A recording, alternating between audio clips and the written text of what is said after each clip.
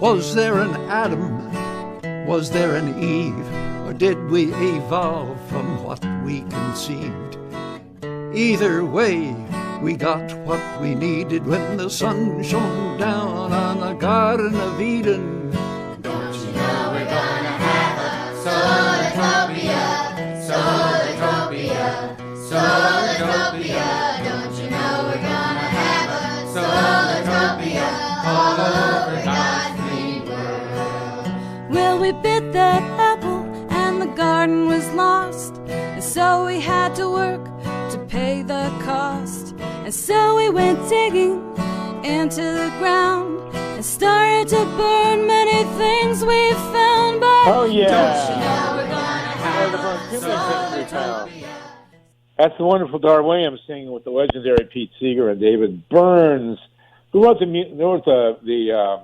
lyrics, the words to that song, except for the one word Solartopia, which I wrote. I'm Harvey Sluggo Wasserman. On a momentous day, as we speak, the House of Representatives, I'm looking at the New York Times here, the managers from the House of Representatives are walking the 2 articles of impeachment into the Senate to put Donald John Trump on trial.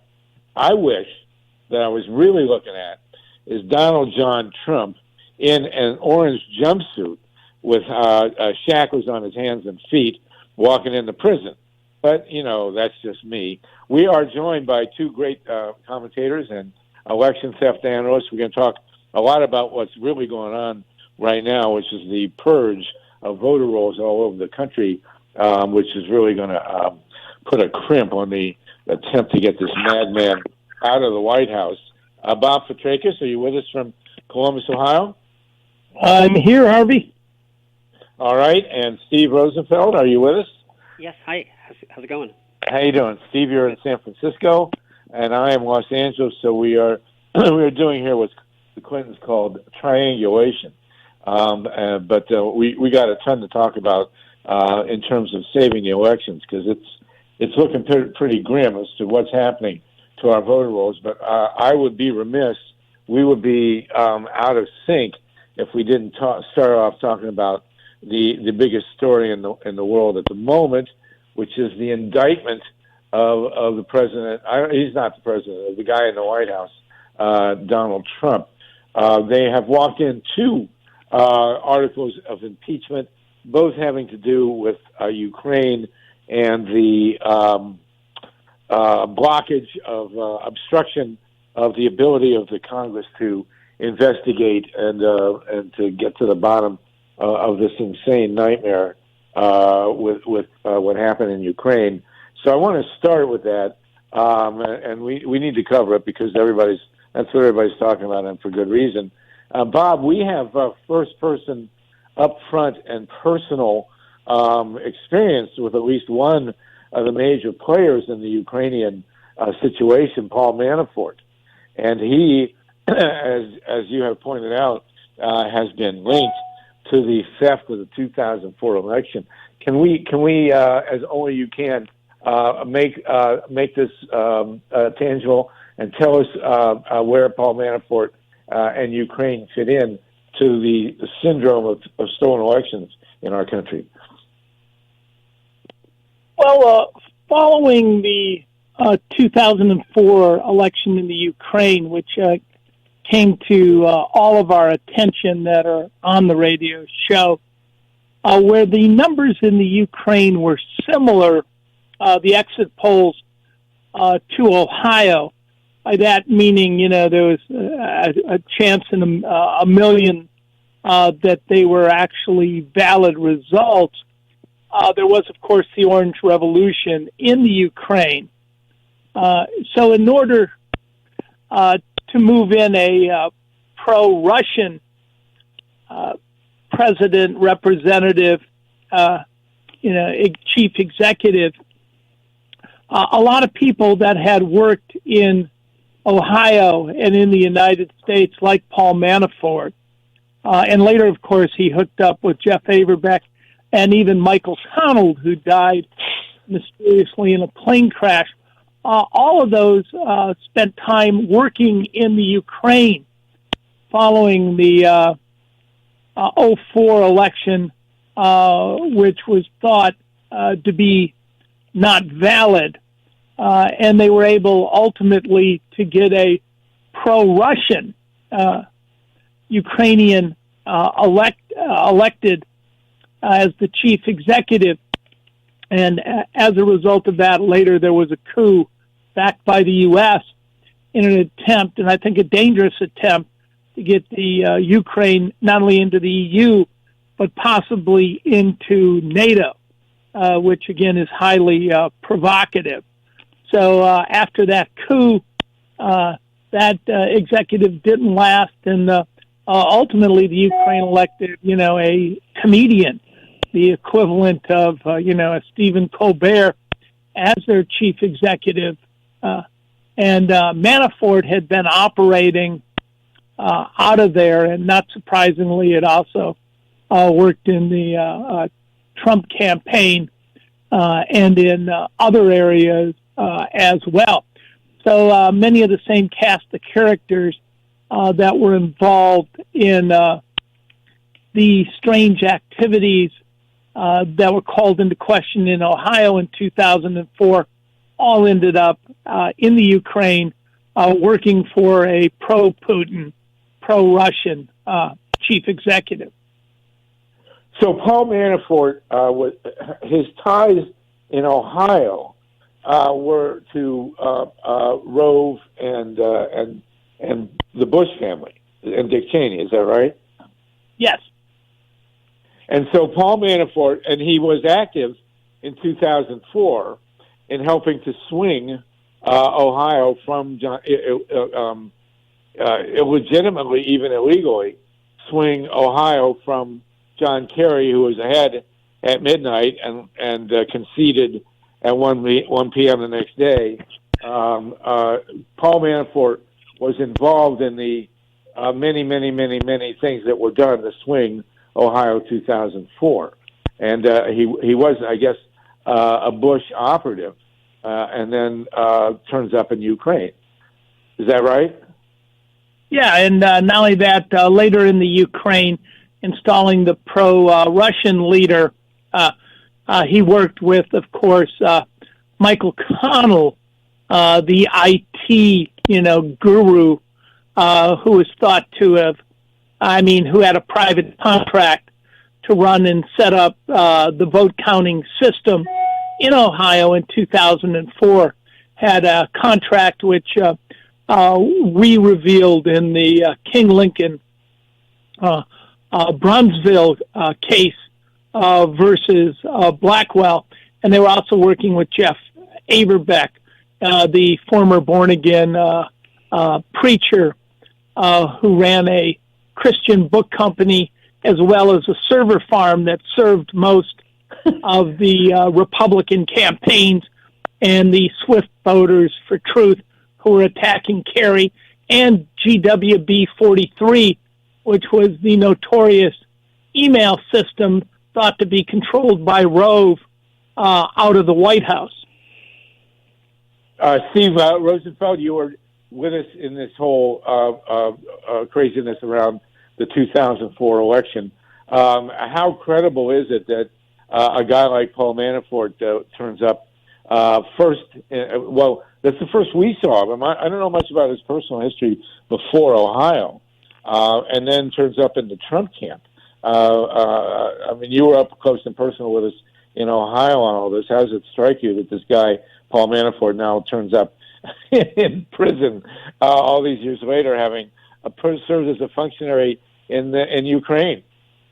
Well, it's not surprising, and I should say it's not surprising because people who work as political loyalists for either side, that's what they do. That's their careers. So they go from campaign to campaign, and they go and they try to insinuate themselves with people who are up and comers in the party, and it's like Hollywood. The best way you can rise to the top is to hitch yourself to a rising star, not try to get let in by somebody who's already, made it.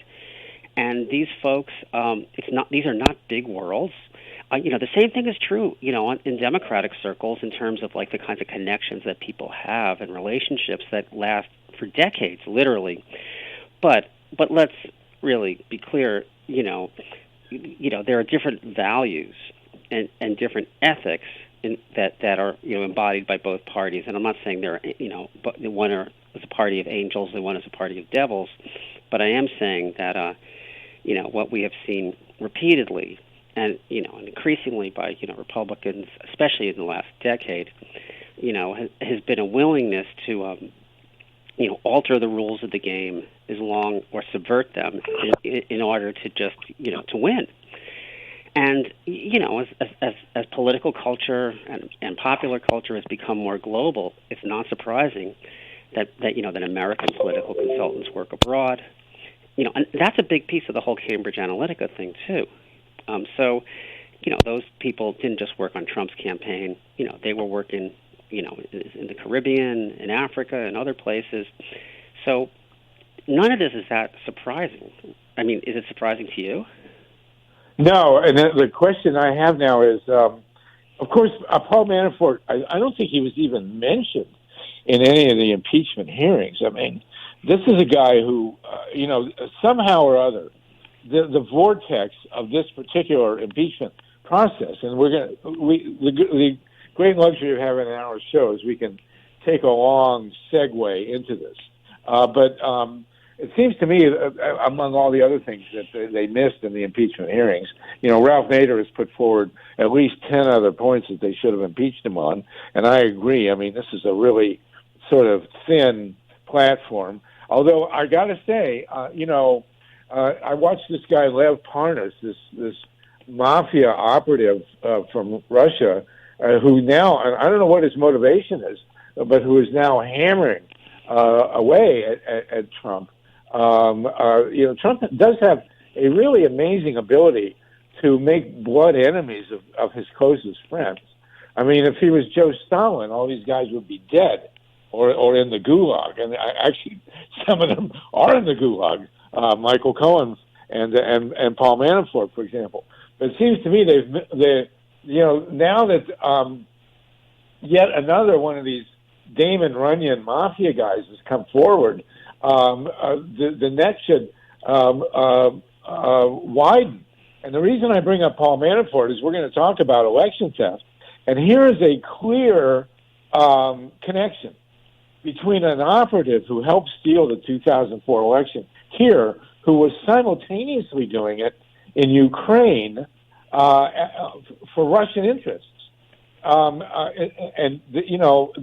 don't think, Bob, do you remember, did Paul Manafort's name at all come up in any of the impeachment proceedings in the House? I don't recall. I know he was not a focus, and there was, he should have been a key person to look at. I mean, this is the lobbyist for Mobutu Sese Seko Wazabango, the legendary Mobutu, and the guerrilla, Jonas Vimbi, and he can be traced back to 2003 when he was lobbying on behalf of the pro-Russian leader in the Ukraine. Wow. So I'm going to bring this up. I'm bringing this up for another reason also. On a recent show I had on my California show, KPFK, I had someone, I'm going to leave him unnamed because who needs to do this Michigas on the left, this circular firing squad thing. Although I do want to talk for a minute about Elizabeth Warren and this whole craziness with Bernie. I think she really shot herself in the foot, but we can get to that. But I was accused by one of our fellow leftists as being obsessed with the Russians and Russiagate.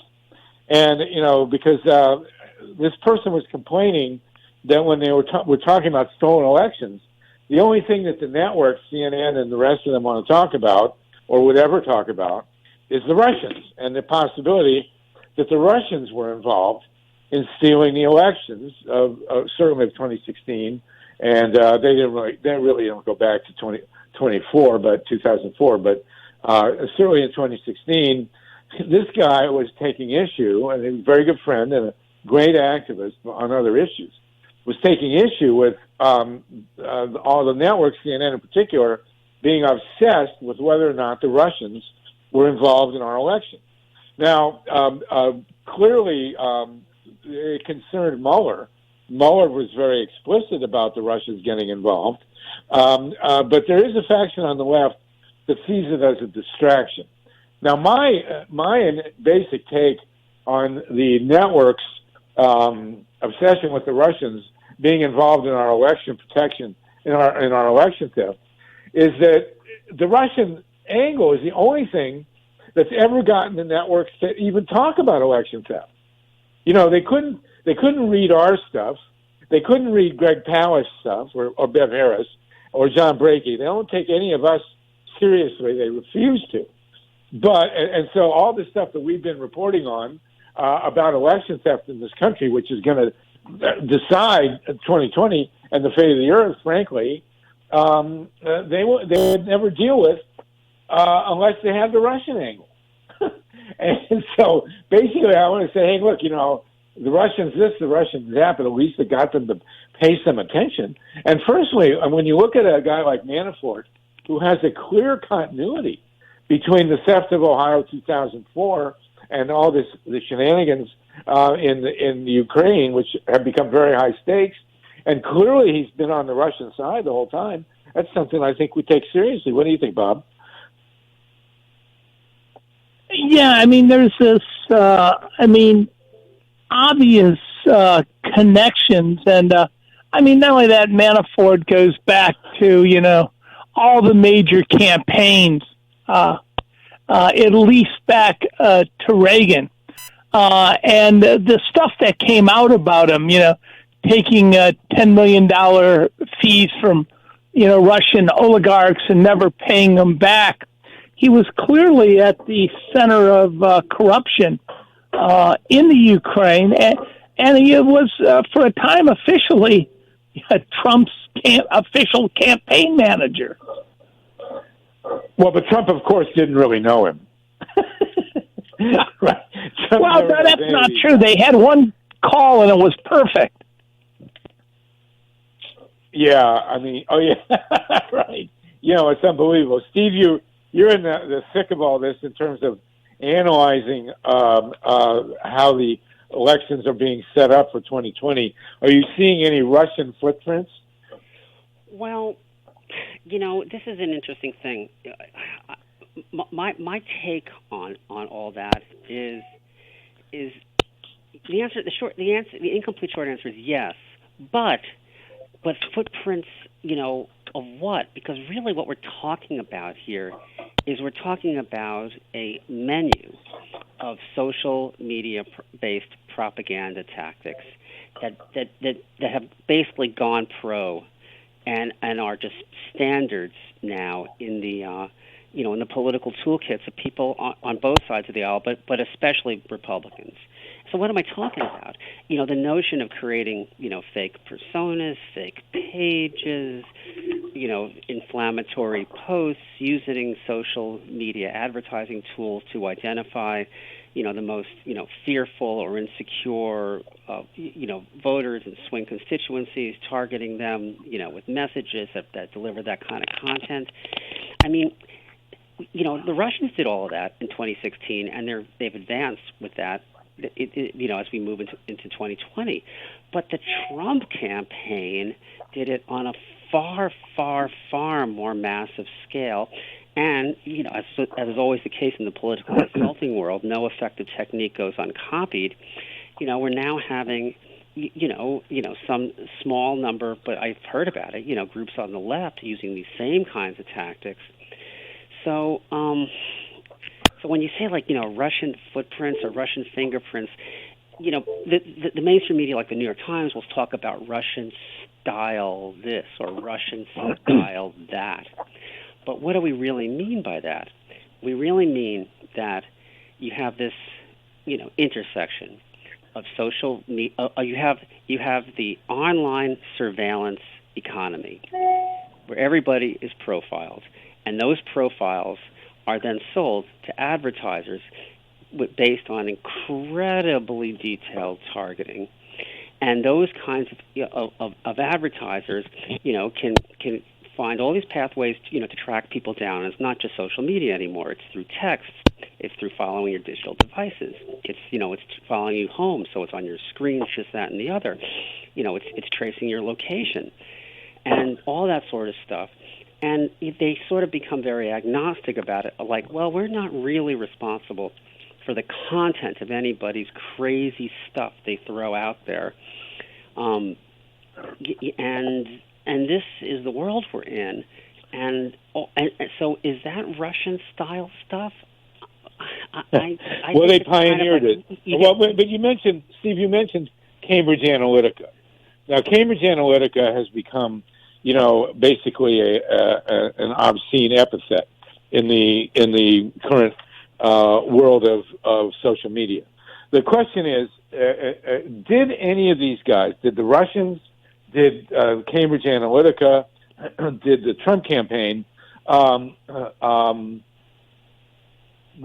illegally, let's say illegally, get their hands on any of the actual hardware of the conduct of the election?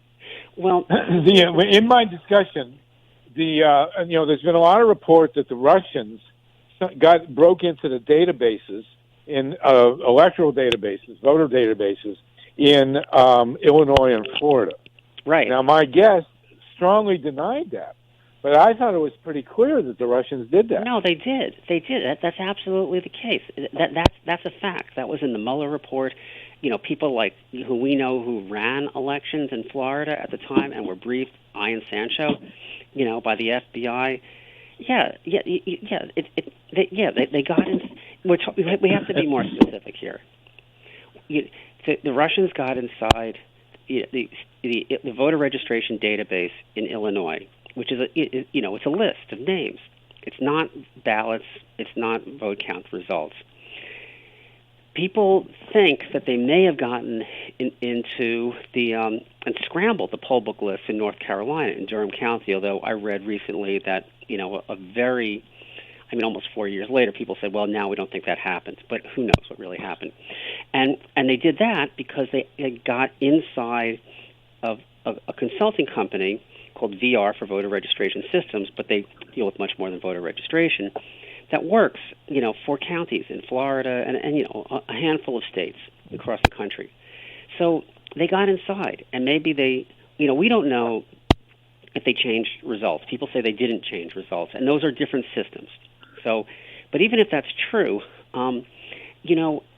it's much easier for them to deal with propaganda and have measurable effects than it is to get inside these systems that are now being more protected. So when you say Cambridge Analytica, what are you talking about? You're talking about a company that does basically create psychological profiles of voters, and basically it's not just U.S. voters; it's other countries too. And what they're looking for people's pre-conscious triggers and biases, so they can find people who are in the swing districts and swing states and scare them. What are they scaring about them? They're going to take your guns away. They're going to do this. They're going to do that. If you're white, the blacks and the browns are going to come and, who knows what. It's the oldest fear in America. There's going to be a slave uprising. So this is the kind of stuff that they trafficked in. Right. And this is kind of what's, so this stuff is completely mainstream, Harvey. It's not Russia anymore. It's everywhere. So you have Israeli firms doing this kind of psychological opposition research for Republicans, and American firms doing this for Saudi Arabia, and then Saudi Arabia targeting Trump's critics, and then who knows what Iran is doing, and what's going on is the social media platforms mostly are not turning off the features they created that allow all this surveillance and spying and big data and targeting and triggering to to occur because they're making a fortune from. It's not political ads. It's impulse sales and everything else. And that's that's it. So we have on the one hand, then we have a very sophisticated public mind-bending campaign, pioneered at least in 2016, at least in part by the Russians, on behalf of Donald Trump. And we have had on the show, you guys are familiar with David K. Johnston and Craig Unger, the two reporters who have. David K. Johnston has been following Trump for 30 years, and Craig Unger has followed the money in the money laundering of Trump's how he got himself out of bankruptcy and laundering money from the Russian mob. So we've established at least when Vladimir Putin takes control of the former Soviet Union, of Russia, in 1999, he inherits Donald Trump as a wholly owned asset from the Russian mob. I mean, there's really no debating that. You could debate it, but I will say it's a very well established fact. The question then is, as the Russians develop an interest, and certainly they had an interest in him winning in 2016, did they tangibly interfere, go beyond the mere mind manipulation and get into our electoral system in a way that affected the outcome? When they broke into the databases in Illinois, and I don't know why my guest denied it, but I thought it was a pretty well-established fact that they did break into voter databases in Illinois, at least in Illinois and Florida. They must have had some tangible impact, extra legal tangible impact on the outcome of the election. Bob, did you see any of that? And was Paul Manafort a player in that? I didn't see any direct, but there's certain things, depending on the machines and what areas. This is the problem with certain election systems having modems, or as you recall, if they broke into anywhere where hard intercivic was being used. Remember, hard intercivic, there was a study, the Everest study here in Ohio had 12 areas of vulnerability, and they got a 0 on each area. And the Everest report said that if you broke into one precinct, which you could access if there were electronic polls from the precinct to the machines, if you broke into one machine at one precinct, you could compromise the entire county vote count. So, we're speculating as to what they did, but it also reflects on, a greater issue of, these electronic voting machines, because in fact, the Russians did have the potential to hack into them, and private partisan for-profit companies in the U.S. Actually program them secretly. So I'd be worried about the Chinese, the Iranians, the Russians, and these private companies in the U.S. It's absurd that we're using these machines that are linked to the internet, that many have modems, and some that were completely without security features.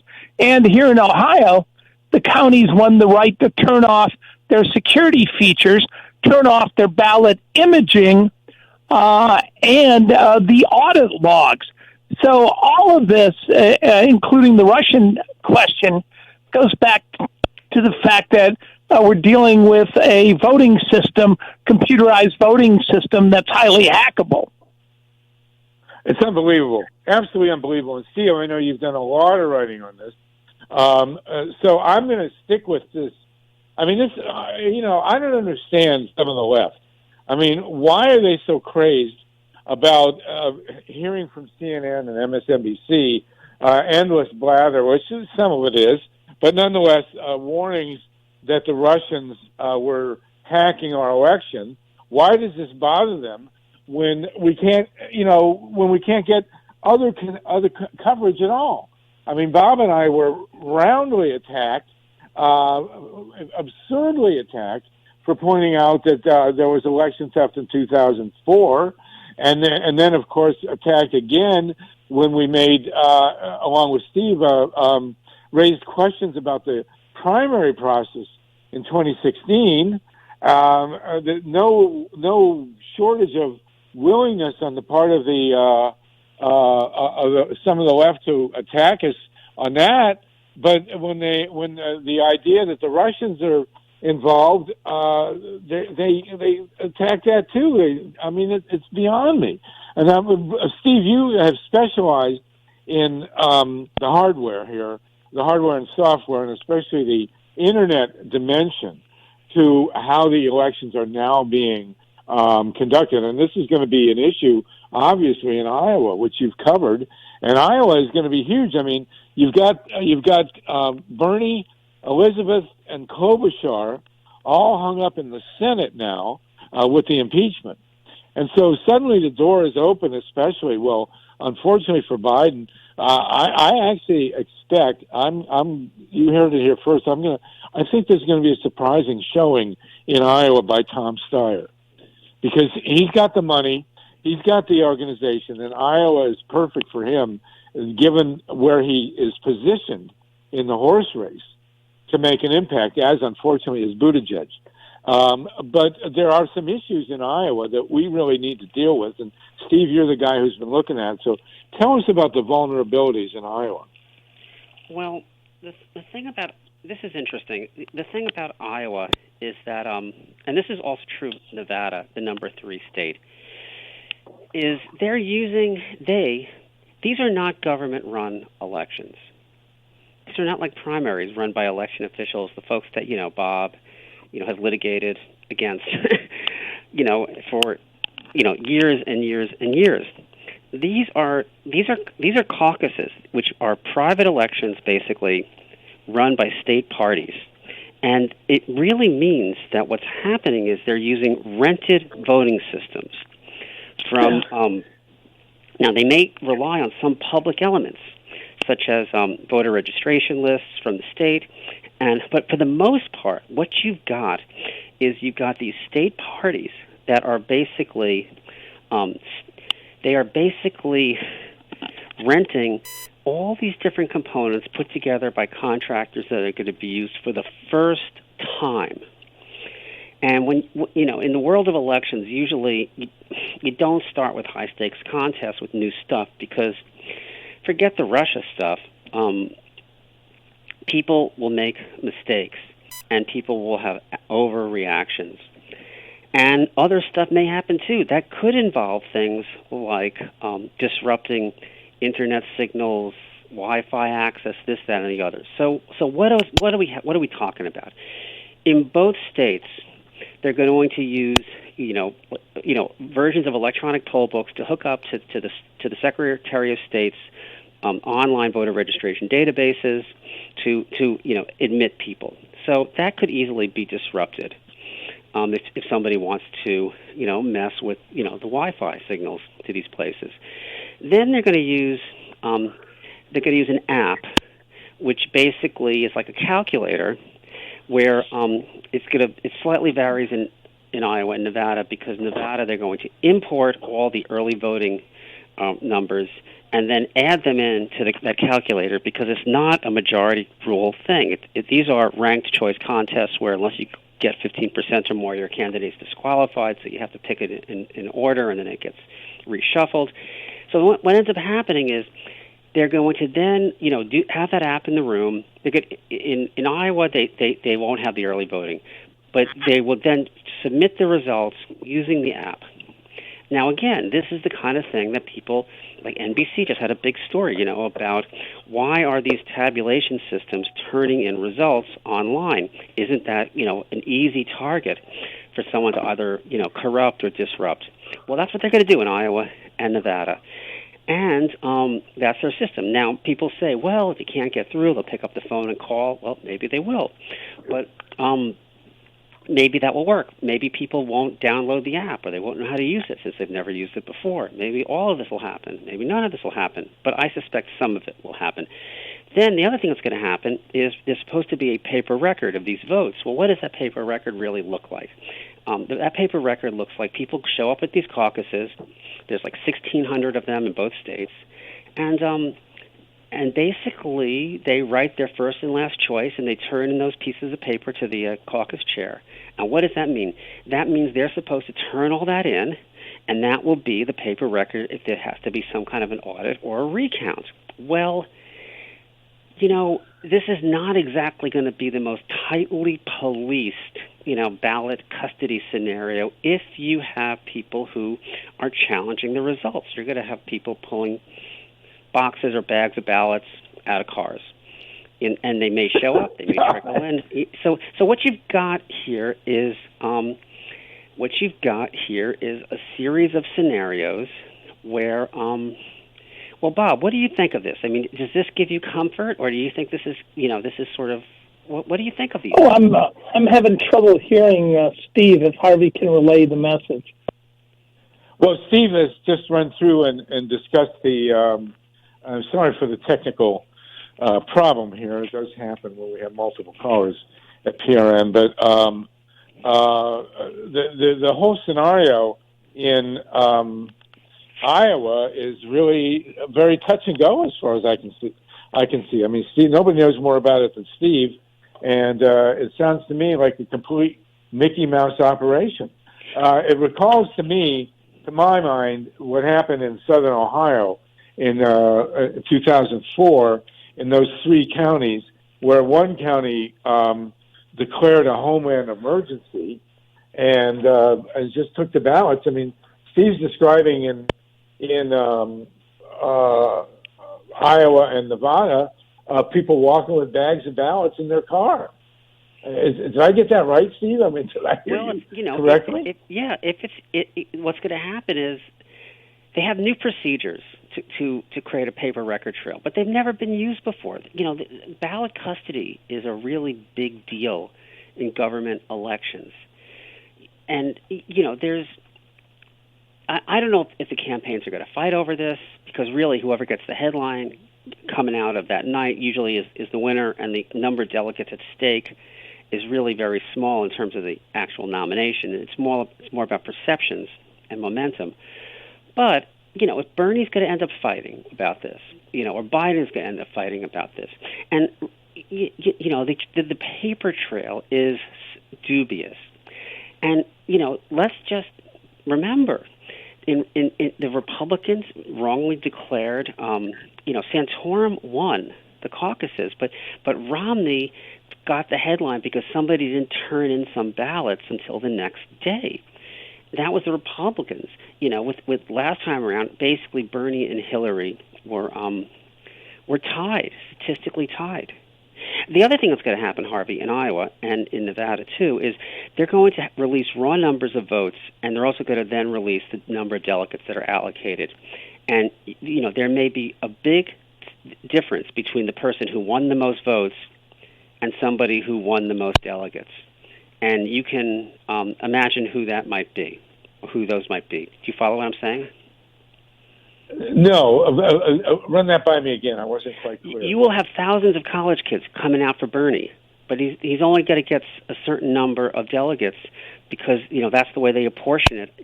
At the local level, they try to balance things so that no one area is underrepresented. It's like a state version of the Electoral College. So it's really likely Bernie will win the raw vote totals, but he may not win the actual county delegate allocations, which is what they will say is the winner. So you're saying that it's not going to be the final tally in Iowa is going to be mutated by some kind of electoral system, electoral college system? Yes, that's exactly how it works. Unbelievable. That's the first I've heard of that. Yeah, Bob, well, I assure you, you'll hear more. It's like this country has set out to completely screw up our electoral process. And every time, they just had a remarkable ability to come up with complete nonsense. Why on earth would they have a duplicate electoral college system for the voting in the caucuses in Iowa? I'll tell you what exactly is the rationale behind that? I'll tell you exactly why. I was on the phone with the Rules Committee today, working on another story that I'll have to do about this, because they believe that is the best way to represent diverse constituencies. So in a certain sense, it's weighted voting so that, rural voters don't get stepped on by swarms of college students, and urban voters don't, steamroll the farmers, and everything is weighted so it can be. The Democrats are incredibly focused, I'll be polite, on this kind of quota-like allocation or system in their nominating process.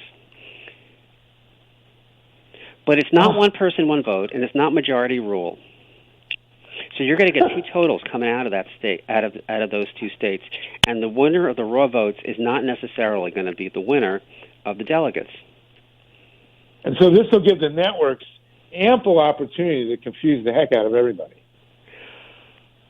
Well, I mean, basically, you're going to get incredibly confused, mixed results in both these states that are up for interpretation by the likes of Wolf Blitzer and Rachel Maddow and everybody else who has a stake in stopping Bernie from becoming president. Well, they're going to say it doesn't matter anyway. Iowa's only 1% of the delegates that that goes to needed for the nomination. Nevada may be it's the same number. Well, they won't say that if Biden wins. Yeah, but the thing is, what's going to happen is first-time voters who come out, young people, are going to get really discouraged because they're not going to understand what this is all about, and they're going to think, what you know what I'm saying? What do you think they're going to think? They're going to think it's rigged. And who do we think it's going to be rigged for? It's not going to be rigged for Bernie. And how does that help? This is like 2016 deja voodoo, how does that help in the fall? Getting numbers big enough that, can't be peeled back or nickeled and dimed by the Republicans. Oh, my God. We're talking with Steve Rosenfeld. Steve is one of our leading experts in the field of, he really knows the hardware and a lot of the software going into this 2020 election as well or better than anybody. And Bob FITRAKIS, my longtime co-conspirator here. I mean, we started with Paul Manafort. I mean, it's very clear that Russians or no Russians, the Americans are more than capable of screwing it up, and nowhere was it worse in 2016 than in these caucuses. And Bob and I again were attacked. I mean, we have been attacked more by the left than anybody else. The Republicans have never. Bob, I mean, have we been seriously attacked by the Republicans for arguing that these elections are being stolen? I mean, they don't care. Actually, in one of the greatest ironies of history, Roger Stone had me on his radio show twice and wrote a review of our book in The Hill, the Bible of Congress, calling it a must-read, and also gave it to Donald Trump, who went on a rampage that week about stolen elections. Travis Irvine, libertarian, set that up. So the best review of the book was by Roger Stone, but that was the first edition where we said that they had jacked Bernie's vote in the primary. We weren't invited back for the Trump edition, but the leading advocates. I mean, remember Stone came out and said Scott Walker stole with Reince Priebus 5 elections in Wisconsin. They were actually squealing on the Republican establishment. So, one guy who took it seriously, according to reports, was Trump. And you recall in 24, the only major media that would have us on was Lou Dobbs. I mean, that was pretty psychedelic. I don't know what his agenda was, but it's weird. Well, I do. He was worried about Hugo Chavez buying into one of the election machine systems. So there was concern with Lou Dobbs as a nationalist of foreign ownership. Oh my God. Well, you mentioned also, and this is time is slipping away as it always does. The number one threat to the fall election is this massive stripping of voter rolls all over the country, and in huge numbers. Now we are very, very familiar with that in Ohio. They did it in 2004, and they're doing it again, and they did it in 2016, and they're doing it again. Bob, can you describe or tell us the depth or the what kind of numbers we're talking about in Ohio? And then Steve will ask you about the other states. How many people are being stripped from the voter rolls in Ohio as we speak in the lead up to the 2020 election? Well, last year in 2019, close to 500,000, about 450,000. And it was immediately found that 20% of them, much like yourself, who was stripped in one of the presidential years, right, while you were living at the same, 20% of them lived at the exact same address. And over a majority of them lived in the same county, which made them eligible to vote. All they had to do is show up at the Board of Election or at the precinct where their new address is. So they're stripping people, deregistering them when they're eligible to vote because they haven't left the county. All they did was move, and you're allowed to vote if you live in the county. You just show proof. I mean, why are you stripping people when you have to show proof of where your address is? So Ohio's an ID state, so it makes no sense. You can't vote unless you provide ID as to where your residence is. Unbelievable. Now, Steve, this is going on in other states, and you've been following that? Well, I'm getting into it. Yeah, stripping of the voter rolls. Yeah. Well, what's going on is it's very interesting in a certain sense, because things are kind of operating on a couple of different levels. The political rhetoric level is the one that people hear the most of. The right wingers always say, there are all these illegal voters, and they're voting, en masse, and they're changing results. Trump is saying this, and they never produce proof. I mean, well, they're all swimming across the Rio Grande on election day. Yeah. So then the Democrats, with much more justification, point out to selectively targeted removals. In the state of Ohio in 2016, Reuters, which is a business newswire, a news service, their analysis found that for whatever reason, the results were that most of the people that were removed were disproportionately from the Democratic urban epicenters rather than the suburban, the wider Republican suburban suburbs.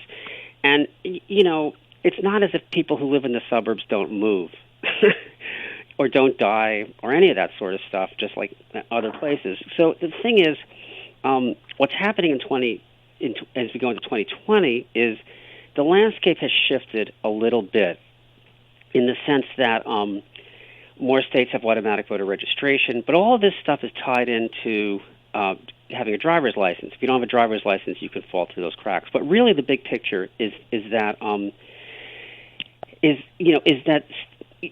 some states basically are discovering that the underlying data that they're using, which they get from other state agencies, was not really ever collected with with vetting voters in mind. So you've got a bunch of crazy lawsuits that have been filed that basically look at these procedures that were created, 25 and 30 years ago, when people used postcards and when people used paper forms, to try to contact people and register and update records, and they don't really make sense in 2020. But the laws are there, the regulations are there, the procedures are there, and then there's bad data. Let me give you an example of what I mean by bad data, crazy data. So, Wisconsin, you've got this right-wing group that has gone to court, and a judge who is, because it's supposed to be nonpartisan, but it's basically very conservative. It has said you got to kick off 200,000 plus names immediately. So the thing is, the state election board doesn't want to do it because they realized that last time they put together their data, they had 7% of the people were found to be still voters. So 7% of that 200,000, at the very least, would be 14,000 people showing up somewhere and saying, "Why am I not on lists?" Getting upset, making a fuss, and delaying everybody else. So and again, in 2016, how much did Trump win the state by? 25,000 or thereabouts. So, well, Bob, you were up there. How much did Trump win Wisconsin by? It was low 2016. Okay. Oh, yeah. Again, when I was first up there, he was in the 60,000 range. I think he ended up about 25,000. Yeah. But the key factor was, they only recounted 49% of the ballots. There were court rulings that said that it was up to each individual county. And when, the Milwaukee area didn't do the recount. But, again, remember, each of those states was picked, and I was involved in their selection because the exit polls said that Clinton had won Wisconsin, one Michigan, and one Pennsylvania. We didn't do the recount in Ohio because it said that Trump had won by half a percentage point in the exit polls, and he ended up with an actual vote count of winning by 8 points. So the longer the count went on, the closer the election became. But in Pennsylvania, it was ludicrous because 87% of the machines had no paper trail. So there was really nothing to recount. And then you remember a quarter of the votes were counted in Michigan.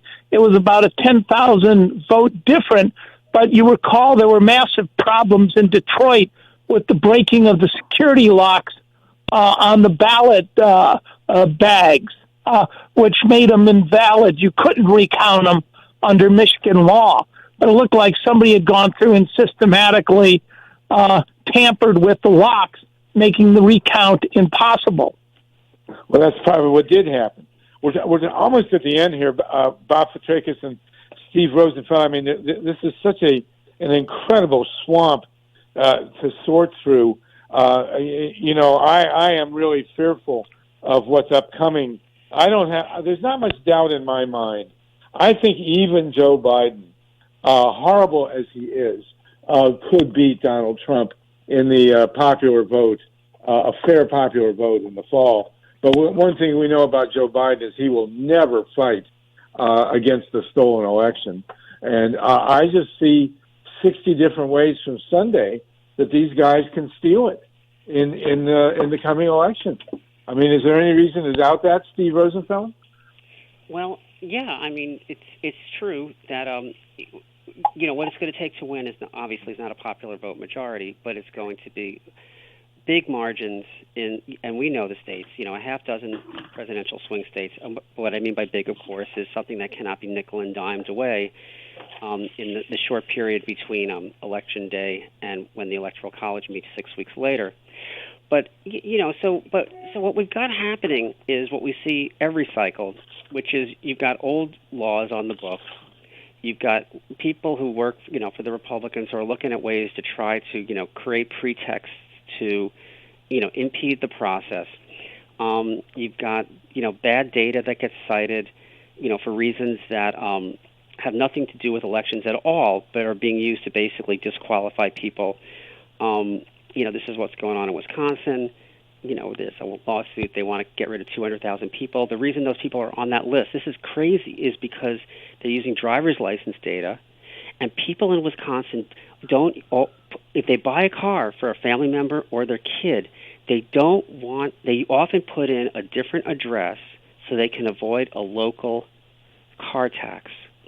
So that different address then becomes tied to that person and is now being used to disqualify them because it doesn't match a voter registration record. This is really what's going on. And this is the kind of stuff that there's going to be versions of this everywhere where things are in play. And it's unfortunate. Unbelievable. Steve Rosenfeld, how do people get a hold of you? Well, Stephen at ind.media is the email, and, my stuff's on a lot of websites. I point people to Salon because that seems to be one that most people know, but it's in a lot of places. Okay, and Bob FITRAKIS? freepress.org. So, I'm for it. I mean, we could talk another 2 hours about the various vulnerabilities of our voting system, not only going into the primaries but into the generals, and we're nowhere here. I mean, we do not have a secure electoral system, whether it's the Russians or the the Koch brothers. I'm sorry, or Paul Manafort. I mean, the web is just incredibly deep. I will keep up with you guys. Thank you for your time. Thank you for listening, folks. Thanks, Harvey. Thanks to Crew in New York. We'll be back with more depressing news. Take care. When the sun shone down on the Garden of Eden,